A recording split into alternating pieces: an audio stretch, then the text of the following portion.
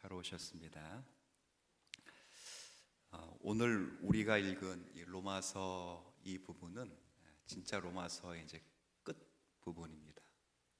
마지막 부분을 함께 읽으셨는데 이 마지막 읽은 부분은 두 문단으로 나누어질 수 있습니다. 21절부터 23절까지에는 바울의 동역자들의 안부를 로마 교회 성도들에게 전해주는 내용이고, 그리고 25절부터 마지막 27절까지에는 바울이 마지막으로 하나님께 송영, 찬송을 올리는 그런 내용입니다. 아주 간략하게 딱 이렇게 구분되어 있습니다. 잠깐 내용을 보시면 21절부터 23절까지에는 바울이 로마의 편지를 쓰면서, 로마에서 쓰는 게 아니겠죠. 로마로 보내는 편지니까 거기서 쓰면 설교를 했겠죠. 지금 바울은 고린도 지역에서 이 로마서를 쓰고 있습니다. 그러면서 고린도 지역에서 자신과 함께 복음을 전하고 있는, 그리고 로마의 교회 성도들을 간절히 만나보고 싶어 했던 이 바울의 동역자들을 소개해 주는 거예요. 잘 있다 이렇게.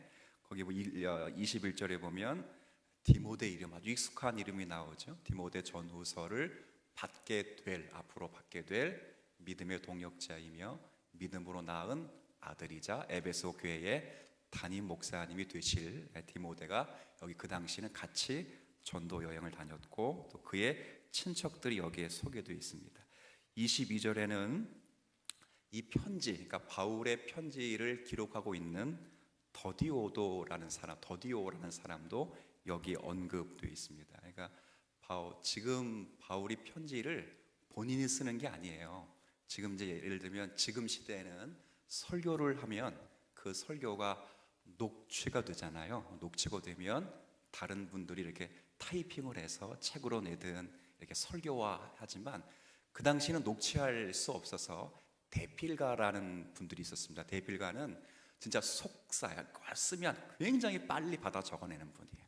바울이 로마에 편지 쓸 때 일일이 쓰는 게 아니라고, 전도 여행 중에 있어요. 굉장히 바빠요. 그래서 바울이 로마 교회를 향하여 설교를 쭉 하면 그 내용들을 여기 더디오라는 분이 계속 받아 적어요. 그래서 여기 22절에는 인사를 할 때는 나 더디오, 자기가 쓰고 있으니까 일단 쓰는 사람이 자기니까 나 더디오 이렇게 돼 있다고요.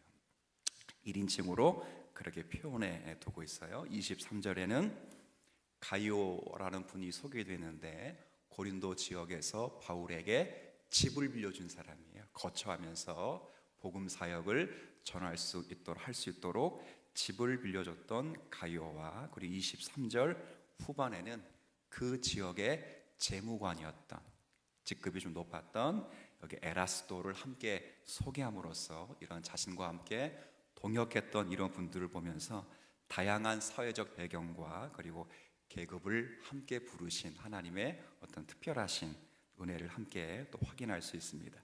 자, 그리고 이제 25절부터 27절에는 이 모든 영광을 하나님께 돌리면서 이 편지가 마무리되는데, 27절 같이 한번 다시 읽어볼게요. 시작. 지혜로우신 하나님께 예수 그리스도로 말미암아 영광이 세세 무궁하도록 있을지어다. 아멘. 하나님 영광을 돌리면서 이 편지는 마무리됩니다. 그런데 그 사이에 25절과 26절에는 어떤 말씀이 있냐면, 다른 게 아니고 복음으로 하나님이 무엇을 하시기를 원하시는가 하는 것과 복음이 도대체 뭔가 하는 이 두 가지 사실을 이 짧은 두 절에 잘 기록해 주면서 마무리가 됩니다. 그래서 오늘은 제가 25절과 26절에 있는 이 두 절에 있는 말씀으로 근거해서 이 두 절 안에서 하나님의 복음으로 무엇을 하시기를 원하셨는가, 그리고 이 복음의 내용이 무엇인가, 이 두 절 안에 있는 표현을 가지고 여러분에게 조금 설명드리도록 하겠습니다. 여러분, 하나님께서 복음으로 뭘 하시기를 원하셨을까요? 하나님이. 우리가 로마서를 읽고 우리가 흔히 아는 답이죠. 하나님 복음으로 우리 뭘 하기를 원하셨죠? 그렇죠. 우리를 구원하길 원하셨죠. 가장 일차적인 큰 목적은 하나님은 복음을 가지고 저와 여러분을 구원하시기를 원하시고 기뻐하셨어요.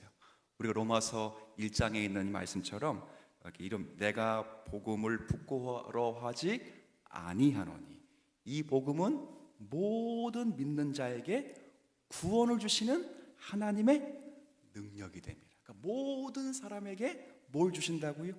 구원을 주신다. 그러니까 하나님은 복음으로 무엇을 하기를 원하셨는가 그럴 때 그건 대답은 당연히 하나님은 복음으로 로마서의 표현을 빌리자면 당신의 택한 백성을 구원하시기를 원하신다. 이게 답이겠죠.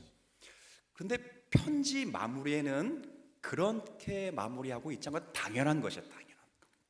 여기 26절 중간 부분에도 이런 표현이 있어요. 26절 중간에 보면 26절 제가 읽어볼게요. 이제는 나타내신 바 되었으며 영원하신 하나님 영을 따라 선지자들의 글로 말미암아 모든 민족이다 믿어 순종하게 하시려고. 이것이 믿어서 하나님의 자녀가 되게 하는 구원에 관한 일이라 그 말이에요. 그런데 하나님은 복음을 가지고 우리를 구원하시려고만 하시는 것이 아니라 오늘 25절에 보면 바울이 의도적으로 쓰는 표현이 하나 있어요. 그게 뭐냐면 자 26절 죄송합니다. 26절 다시 한번 같이 한번 읽어주세요. 시작. 이제는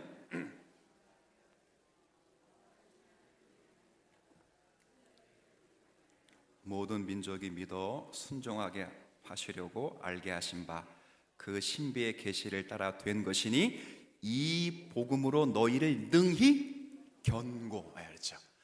로마서의 쭉 핵심은 하나님이 이 복음으로 우리를 구원하시기, 하나님의 택한 백성들을 구원하시기를 원하신다라고 쭉 설명했다고. 그리고 나서 그 끝부분에 12장부터 쭉 하는 내용은 하나님이 우리를 구원하시고 나서 구원받은 백성들을 능히 경고케 하시기를 원하신다는 것을 다시 한번 이 편지를 마무리하면서 이야기를 해주고 있어요. 그러니까 복음은 저와 여러분을 예수 믿어서 구원시키려는 것만 목적을 갖고 있지 않아요. 구원받은 자들을 능히 견고하게 하죠. 능히라는 표현은 강하게, 강력하게라는 표현이고요. 여기에 견고라는 말은 변화라는 표현. 죄송합니다. 무슨 표현이라고요? 변화의 변화. 그러니까 예수 그리스도의 복음은 하나님이 복음을 가지고 우리에게 뭘 하신? 우리를 구원시키시고 우리를 변화시키셔서 하나님의 자녀다운 예수 그리스도의 형상으로 본받게 하도록 그렇게 역사하신다. 이렇게 변화시키고 견고케 하신다는 게 중요해요. 우리가 로마서 16장 1절부터 16절까지 지난 몇 주 전에 한번 살펴보았어요. 로마 교회에 정말 다양한 계층이 있었어요. 그렇죠? 물과 그렇죠? 기름이 서로 안 어울리듯이 전혀 어울리지 않는 두 계층이 있었는데 유대인 기독교인들이 있었고 이방인 기독교인들이 있어요. 굉장히 안 어울리는 대상이거든요. 그리고 상류층 기독교인이 있어요. 제가 지난번 말씀드렸을 때 거기 황제 집안도 이름이 없어요. 황제 집안도 있었고 종이 함께 있었다고. 아니 황제 집안하고 종 머슴하고 함께 한 자리에 앉아서 예배를 드린다는 굉장히 센세이션한 그런 일들이거든요. 그게 있었어요. 남자와 여성들이 함께 예배를 드리고 있었고 이게 어떻게 가능하는가?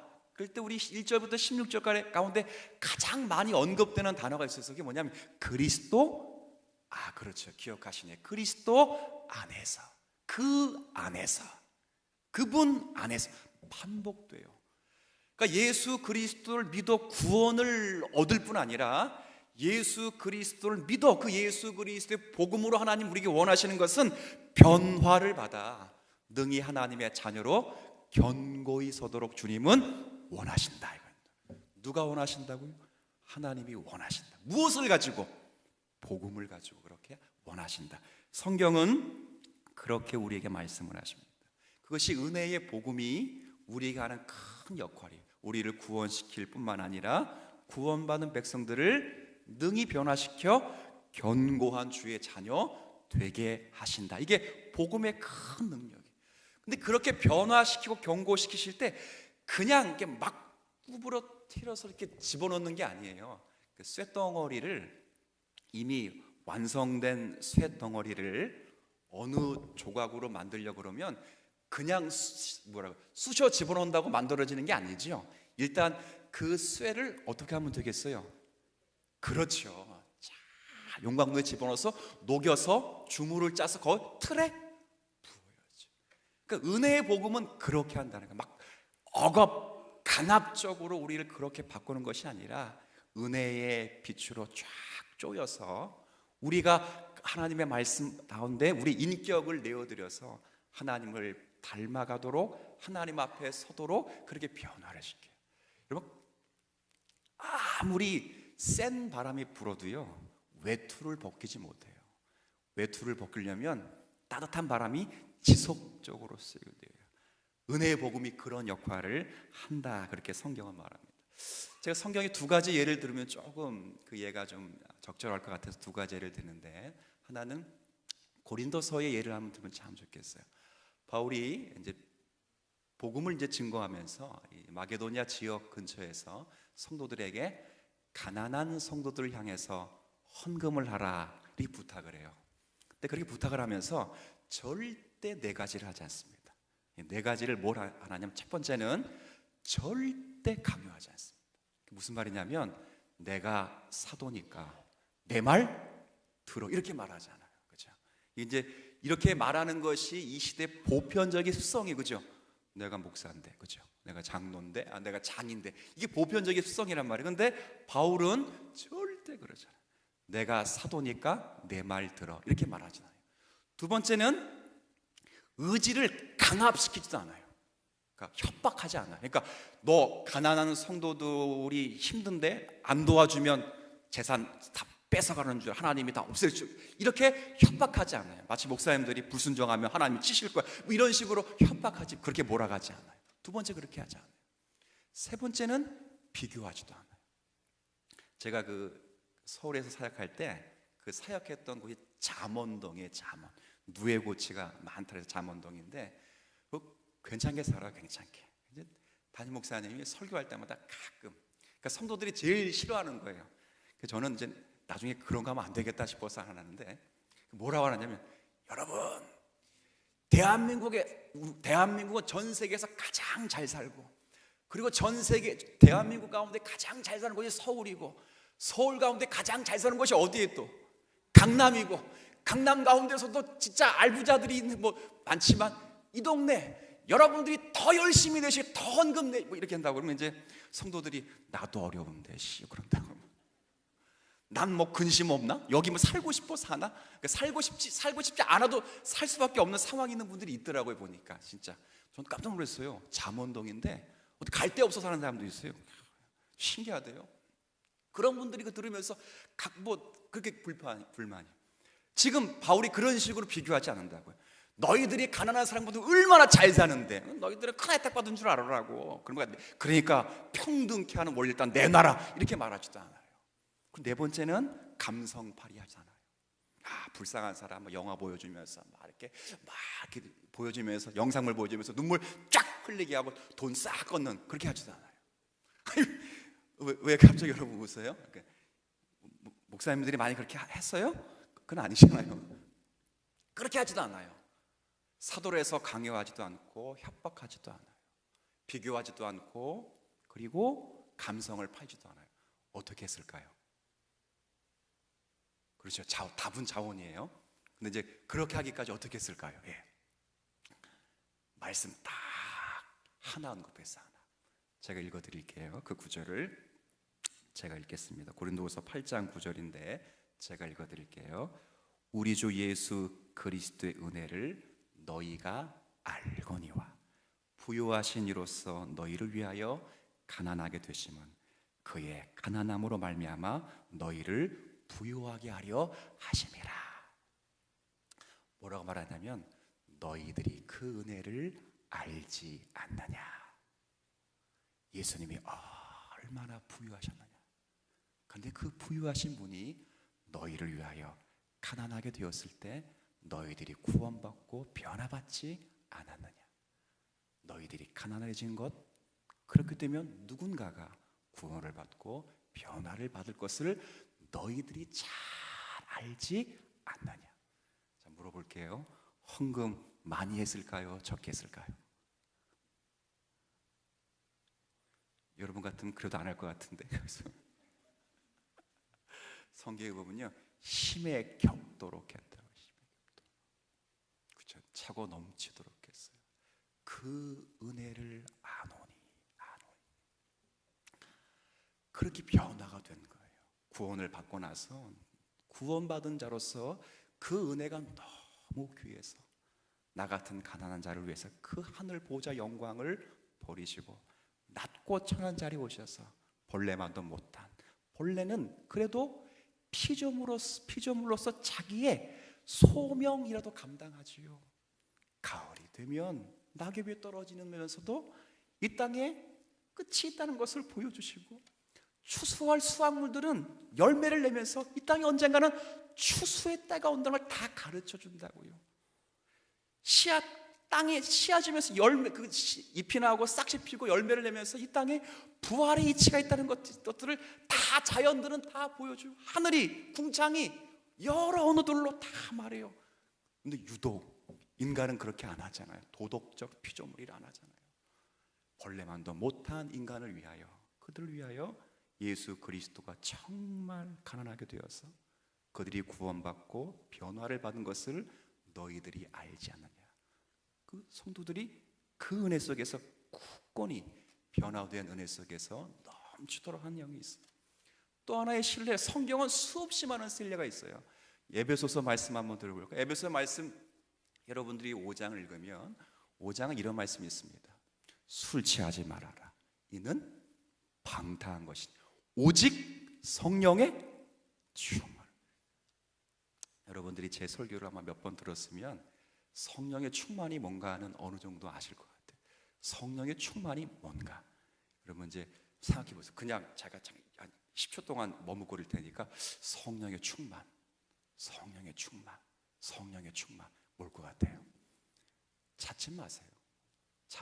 제가 답을 말씀드리니까 성령의 충만은 여러분이 아실 수도 있고 혹시 그냥 치우칠 수도 있겠지만, 성령의 충만은 제가 거듭 뜸을 들이는 것은 꼭 기억하시라고 뜸을 들이는 거예요. 성령의 충만은 따라합시다. 피차, 복종하는 것이다. 그래서 6장에 그 예가 아내와 남편으로, 부모와 자녀로, 종과 주인으로, 어떻게 그 두 대상이 서로 존중과 복종을 통하여 성령의 충만함이 드러나는가를 보여주죠. 그래서 남편들에게 말합니다. 남편들에게 뭐라고 말하지요? 자기 아내 사랑하기를 그리스도께서 교회를 사랑하시듯 사랑하라. 이는 그러니까 아내를 사랑하는 것이 자기를 사랑하는 것이다, 이렇게 말한다. 왜 그렇게 말했을까요? 그 에베소라고 하는 지역은 굉장히 상업과 종교의 중심 지역입니다. 굉장히 이교도적인 그런 문화와 신앙적 정신이 가득한 곳이기 때문에 남성들이 그 당시 여성을 고를 때 거의 성적인 어떤 그런 것으로 여성을 선택하거나 자신의 신분 상승과 유익과 이익을 위해서 여성을 선택했다, 그 말이에요. 그래서 사실은 여인을 사랑하지도 않고 일단 그냥 자기가 신분을 더 높이기 위해서 여성들을 쭉 이렇게 만나고 결혼하기도 했어요. 그럴 때 기독교 안에 있는 성도들이 그렇게 하지 말 것을 강조하면서 뭐라 말씀하셨냐? 예수가 너희들의 신랑이 되시고 너희들은 예수의 신부가 되시는데, 집에 가서 5장 그 말씀을 쭉 한번 읽어보세요. 뭐라 말씀하시냐면 5장 25, 6, 7절에 뭐라 이렇게 말씀하셔요. 예수 그리스도가 신부인 너희들이 예뻐서 너희들에게 시집온 것이, 장가온 것이 아니라 너희들을 사랑스럽게 만들기 위하여 결혼하러 왔느니라, 이렇게 했어요. 에베소 교회 남자들이 이 설교를 다 들었어요. 그럼 본인들이 성령의 충만함을 나타내려면 뭐 하면 되겠어요? 그렇죠. 지금까지 여성을 놀이개처럼 삼고 한번 자신의 신분 상승을 위하여 거쳐 지나가는 그런 자신의 전횡물처럼 삼았을 때 그런 말씀을 받고 나도 예수 그리스도 신부로서 사랑스러운 존재로 변화되고 있다는 것을 기억하고 배우자에게 그런 사랑과 그런 긍휼과 자비를 베풀면서 그 남성들이 변화되어 가는 거예요. 성경은 수없이 많은 내용들이 더 많이 있으면 더 많이 있을 수 있을 거예요. 오늘 사도 바울이 이야기하는 것이 바로 그거예요. 바울이 이 로마서 편지를 말하면서 줄곧 이야기한 것은 아마도 예수 그리스도를 믿어 구원을 우리가 받았다. 그래서 1장부터 11장까지 내용은 전부 그거였다고요. 우리가 어떻게 구원을 받았는가. 그런데 구원받은 자들이 어떻게 변화되었는가는 12장부터 15장까지 쫙 했어요. 그래서 모든 변화를 하나님의 온전하시고 기쁘신 뜻으로 풀고 영적인 산 예배로 풀어서 이 땅에 살아가는 모든 사람이 영과 육이 나누어진 이원론적인 이분법적 사고가 아니라 영혼이 오직 하나로서 우리가 하는 모든 일들이 하나님 앞에 거룩한 성도의 변화와 견고를 위하여 주신 하나님 말씀이라고 통전적 이해를 바울이 우리에게 허락하시는 거예요. 오늘 제가 여러분에게 묻고 싶은 게 바로 그거예요.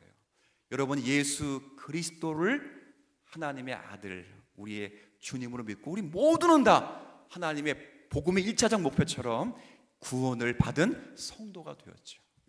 이건 뭐 뺄 수도 없어요. 물릴 수도 없고. 그러나 그렇게 구원받은 성도들로서 우리가 과연 변화된 성도의 삶을 얼마만큼 살아내고 있는가? 이건 굉장히 중요한 관심이에요.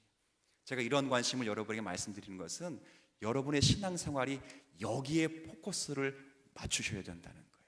내가 정말 오늘 우리의 삶의 목표 속에서 그리스도의 장성한 분량에까지 자라가고 있는가? 우리 지난주 설교 내용이 아말렉과 싸우는 거예요. 여러분이 애굽에 있었을 때는 아말렉을 만날 수도 없지요. 가나안 땅에 들어가기 위해서 만나는 민족인 것처럼 우리가 죄와 사망 가운데 있었을 때는 아말렉을 만날 필요도 없었어요. 우리는 육체의 본성을 따라 살기 때문에. 그러나 애굽에서 나와 가나안 땅으로 들어가는 노상에 우리는 아말렉을 만나듯이 자기 육체를 만나요. 죄의 원리를 만나고 죄의 본성을 만나요. 그것과 필연적 싸움을 싸우셔야 돼요. 이 싸움은 양보할 싸움이 아니에요. 하나님이 대대로 싸우시겠대요. 대대로 싸우시겠대요.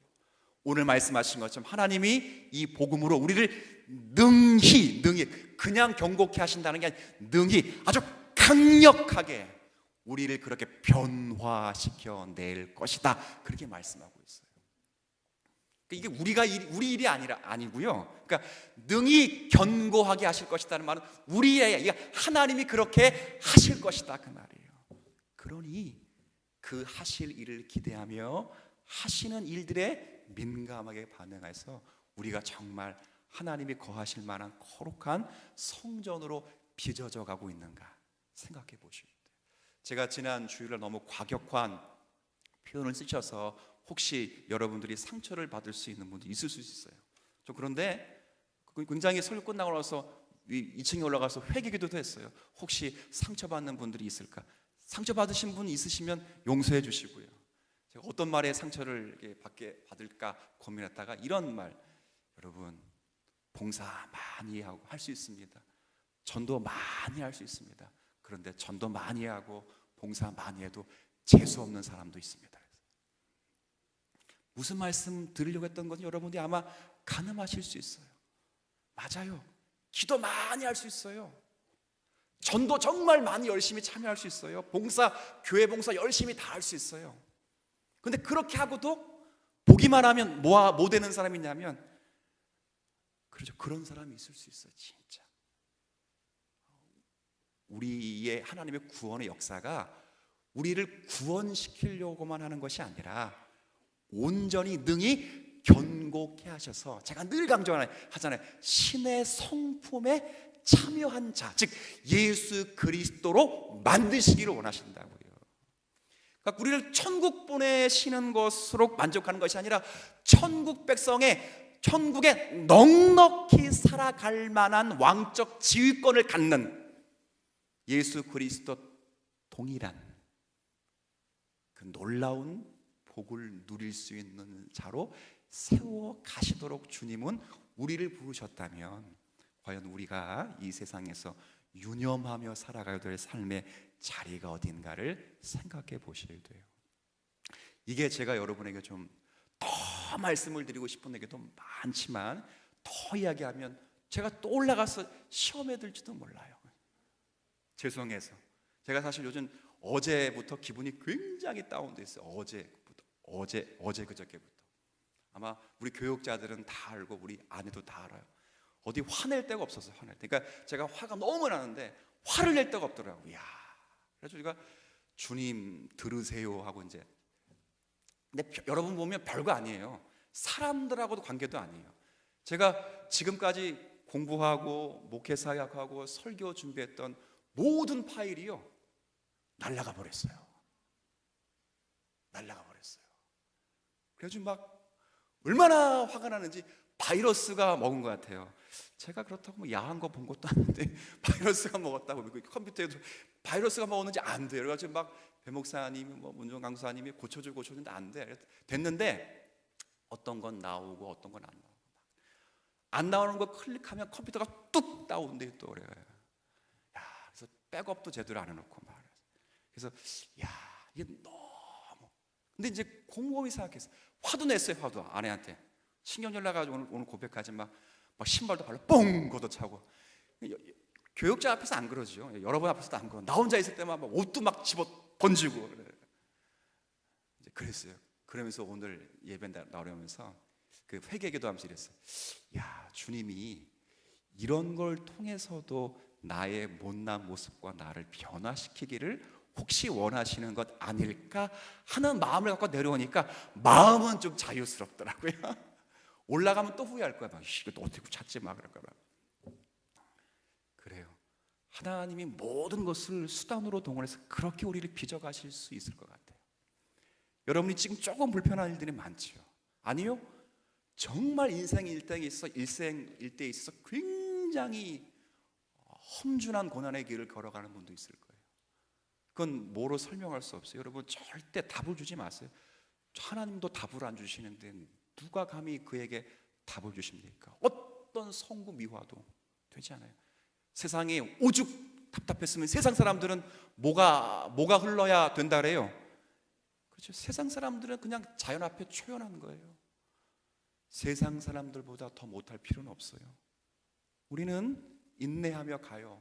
그러나 인내하며 가면서 그의 변화된 성숙을 볼 거예요.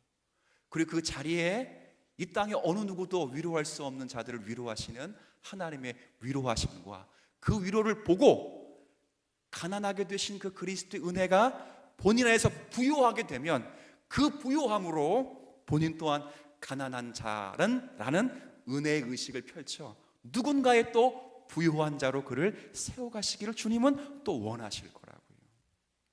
교회는 그런 거예요. 교회는 늘 파고가 있어요. 이렇게. 교회가 이렇게만 가면 얼마나 좋겠어요. 이렇게만 가면 좋지 않아요. 이렇게 가다가 이렇게 떨어지면 죽어요. 그러니까 이렇게 가는 거거든요. 근데 멀리 보면 하늘나라로 가고 있잖아요. 우리의 삶은 그래. 하나님은 그걸 원하십니다. 이게 제가 지난 3일 동안 로마서 마지막 장을 묵상하면서 깨달은 놀라운 일이지. 그래. 바울이 높은 하나님의 비밀스러운 지식을 가르치면서 로마 교인을 한 번도 만나보지 못했는데 저들은 분명히 구원을 받았는데 왜 구원받았다는 얘기가 계속 할까? 구원받은 자에게 너 구원받았다 하는 이유는 뭘까? 어떻게 구원받았는지, 왜 구원받았는지, 무엇을 이걸 설명하는 이유가 뭘까? 구원받은 자들을 능히 견고케 하시는 하나님의 계획을 그들에게 소개해서 그 능히 견고케 하시는 분이 능히 강하게 하시기 때문에 그들이 지치거나 구원을 받았을지라도 실망하거나 낙심하지 말고 강하게 하시려고 하시는 하나님의 뜻을 잘 이해해서 인생의 역사 후반에 그 역할로 빚어가기를 바울이 원해서 이런 편지 마지막에 이 글을 쓰고 있는 것이 아닐까 싶습니다. 우리 말씀은 로마 교인에게 향하는 것이 아니라 우리 모든 성도와 우리 앞으로의 인생의 일대에 있어서 모든 앞길의 일조차도 주님은 이와 같은 일들을 이루어 가실 것인데 겁먹지 마십시오. 27절 말씀 읽고 마치겠습니다. 27절 함께 읽습니다. 시작. 지혜로우신 하나님께 예수 그리스도로 말미암아 영광이 세세 무궁하도록 있을지어다. 아멘. 기도하겠습니다. 하나님, 로마서의 말씀을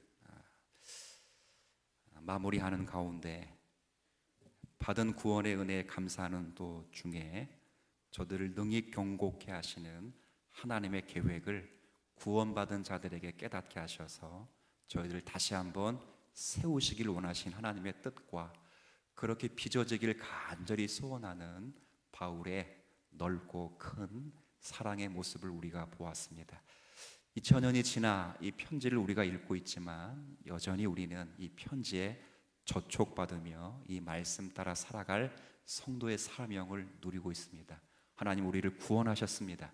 구원받고 끝낸 인생이 아니라 로마서 12장부터 우리를 빚어가시고 만들어 가시길 원하셔서 능히 견고케 하실 줄로 압니다.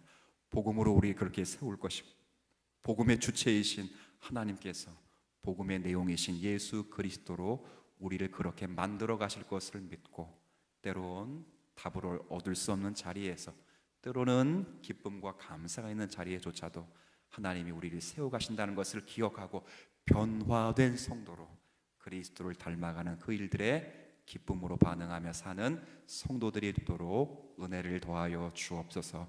다양한 기도 제목이 있습니다. 가정의 질고, 진로, 그리고 시험, 그리고 앞으로의 계획, 이 모든 것들은 하나님 우리의 힘으로 감당할 수 없기에 하나님의 능력을 의지하며 그리고 주님의 지혜를 의지하여 간구하오니 우리보다 우리를 더 잘하시고 우리보다 우리를 더 사랑하시며 먼 근원과 가까운 근원 모든 것을 사용하셔서 우리를 세워가시고 채워가시기를 원하시는 주님께서 합력하여 선으로 좋은 것으로 이루어 주시리라 믿습니다. 그 가운데 기도로 나아가며 말씀으로 나아가고 찬송으로 나아가는 종들을 위로하시고 성령으로 충만케 하셔서 말씀에 복종하는 삶을 살아내도록 은혜에 더하여 주옵소서. 예수님의 이름으로 기도 올립니다.